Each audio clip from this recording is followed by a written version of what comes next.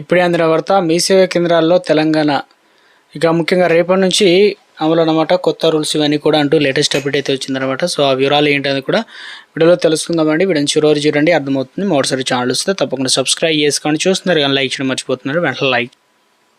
మీ సేవా కేంద్రాలు అనగానే చిన్న వాటి నుంచి పెద్దవాటి కంటే మనకు ఆధార్ కార్డు లేకపోయినా, రేషన్ కార్డు అయినా, ప్రభుత్వ పథకాలు అన్నిటికీ ఒకే మీ సేవా కేంద్రం అయితే ఇప్పుడు రైతులకు కూడా గుడ్ న్యూస్ చెప్పారు. రైతులకు సబ్సిడీ యూరియా అందుబాటులో మరింత సులభతరం చేయడం కోసం ప్రభుత్వం వినూత్న నిర్ణయం తీసుకుంది. గతంలో ఒక యాప్ అనేది మొబైల్ ఇన్స్టాల్ చేసుకున్న తర్వాత ఎక్కడ ఏంటి అనేది బుక్ చేసుకోవడానికి అవకాశాలు ఇచ్చారు. సకాలంలో యూరియా పంపిణీ చేయడం కోసం రాష్ట్ర వ్యవసాయ శాఖ మరోసారి బుకింగ్ సేవలు అందరికీ అయితే ఆ స్మార్ట్ ఫోన్లు ఉన్నాయి కాబట్టి ఇక నుంచి యూరియా బుకింగ్ సేవలను రాష్ట్ర వ్యాప్తంగా కూడా ఉన్నటువంటి అన్ని మీ సేవా కేంద్రాల్లో కూడా అందుబాటులో అయితే ఉంటాయన్నమాట. తీసుకురావచ్చు అని చెప్పేసి బుధవారం ఒక ప్రకటన అయితే వెల్లడించడం జరిగింది. దీనివల్ల ఏమవుతుంది అంటే ఫర్టిలైజర్ బుకింగ్ యాప్ ద్వారా యూరియా బుక్ చేసుకోలేని రైతులు తమ సమీపంలో మీ సేవా కేంద్రాలను సందర్శించి ఆపరేటర్ సాయంతో యూరియా బుక్ చేసుకోవడానికి ఛాన్స్ ఇచ్చారు. మీ సేవా కేంద్రాల ద్వారా బుకింగ్ అనేది ఉంటుంది.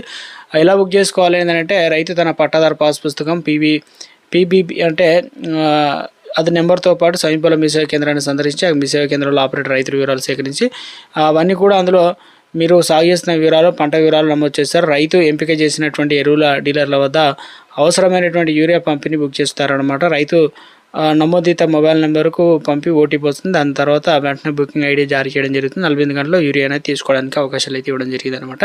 సో ఈ 48 గంటలు మాత్రమే చెల్లుబాటు అవుతుంది. బుకింగ్ గడువు ముగిసేలోపు రైతులు ఎంపిక చేసిన ఎరువుల డీలర్లు సంప్రదించి యూరియాని కొనుగోలు అయితే చేయాలన్నమాట. ఇక మరొకటి అప్డేట్ ఇచ్చారన్నమాట మీ సేవ ద్వారా. ఇక కాగితపు రైతు సేవలు అనమాట. మీ సేవలో వచ్చేసి డిజిటల్ విప్లవాలు ఆన్లైన్లో ఇంకా ఎస్ఎస్సి ఈ మెంబర్లు కూడా ఇవ్వడం జరుగుతుందన్నమాట. అదేవిధంగా దరఖాస్తుకు 62 రూపాయలు చెల్లించాల్సి సరిపోతుంది. విద్యార్థులకు సువర్ణ అవకాశం నిబంధనలు. ఇక నుంచి ఈ కాగితాల రైత సేవలు కూడా అందడం జరుగుతుందన్నమాట కాలక్రమంగా.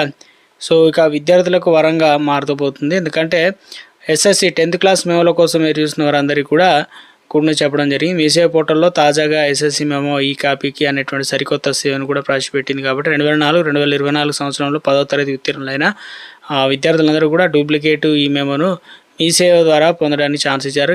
కేటగిరీ ఏ కింద ఒక్కో దరఖాస్తు కేవలం 62 రూపాయలు అంటే చెల్లిస్తే సరిపోతుంది. సర్టిఫికేట్ సురక్షితమైన సర్టిఫికేట్ కూడా పొందవచ్చు అనమాట. సో ఒరిజినల్ మెమోలు కూడా ఒకవేళ పోగొట్టుకున్న వారికి, అత్యవసరం కావాల్సిన వారికి కూడా ఈ డిజిటల్ మెమో ఎంతగానో ప్రయోజనకరంగా మారబోతుంది. పూర్తి కాగిత రహితం.